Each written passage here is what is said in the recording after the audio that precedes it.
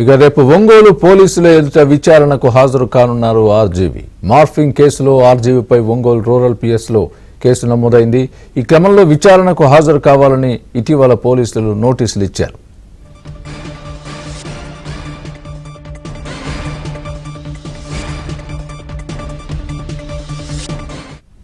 ఇదే అంశానికి సంబంధించి పూర్తి అప్డేట్ మా ప్రతినిధి వెంకట్రావు చెబుతారు.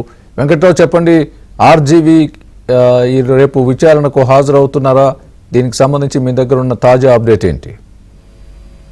స్వామి, రేపు ఒంగోలు పోలీసులు ఎదుట విచారణకి హాజరవుతానని రాంగోపాల్ వర్మ సమాచారం ఇచ్చినట్టుగా పోలీసులు అయితే చెప్తున్నారు. గత వైసీపీ ప్రభుత్వంలో అప్పటి ప్రతిపక్ష పార్టీ నేతలుగా ఉన్న చంద్రబాబు, పవన్ కళ్యాణ్, నారా లోకేష్ లను విమర్శిస్తూ వాళ్ళ ఫోటోలను మార్పింగ్ చేసి ఎక్స్ లో రాంగోపాల్ వర్మ పలు పోస్టింగులు చేశారు. ఈ నేపథ్యంలో నవంబర్ 10న తెలుగుదేశం పార్టీ కార్యకర్త ఇచ్చిన ఫిర్యాదు మేరకు ప్రకాశం జిల్లా మద్దిపాడులో రాంగోపాల్ వర్మ మీద కేసు నమోదైంది. అయితే అదే నెలలో 2 సార్లు విచారణకు పిలిచినా గానీ రాంగోపాల్ వర్మ విచారణకు హాజరు కాలేదు. నవంబర్ 19, 25 తేదీల్లో 2 సార్లు విచారణకు కూడా రాంగోపాల్ వర్మ డుమ్మా కొట్టారు. ఈ నేపథ్యంలో నవంబర్ 25న రాంగోపాల్ వర్మని అరెస్ట్ చేసేందుకు ఒంగోలు రూరల్ పోలీసులు కూడా హైదరాబాద్ లోని ఆయన నివాసానికి వెళ్లారు. కానీ రాంగోపాల్ వర్మ అప్పటికే ఆ నివాసంలో లేకుండా అదృశ్యమయ్యారు. కానీ ఆ తర్వాత కొద్ది రోజులు రాంగోపాల్ వర్మ కోసం ఏపీ, తెలంగాణ, తమిళనాడు, కేరళ రాష్ట్రాల్లో కూడా పోలీసులు గాలింపు చర్యలు చేపట్టారు. కానీ రాంగోపాల్ వర్మ ఆచూకీని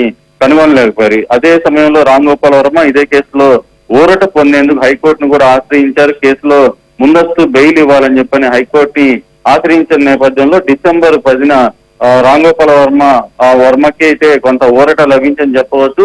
కేసు విచారణకైతే తప్పనిసరిగా హాజరు కావాలంటూ కూడా హైకోర్టు ఆదేశాలు జారీ చేసింది. ముందస్తు బెయిల్ రాంగోపాల్ వర్మకి ఇచ్చిన పరిస్థితి. ఈ నేపథ్యంలో మరోసారి రాంగోపాల్ వర్మని విచారణకి పోలీసులు పిలిచారు. ఫిబ్రవరి 4న విచారణకి హాజరు కావాలని పిలిచినా కానీ రాంగోపాల్ వర్మ మనకి 7వ తేదీ వరకు సమయం ఇవ్వాలని కోరడంతో రేపటి వరకు సమయం ఇచ్చారు. ఈ నేపథ్యంలో రేపు విచారణకు వస్తానని రాంగోపాల్ వర్మ పోలీసులకు సమాచారం ఇచ్చారు. Swami, right, thanks for the update Venkatrao.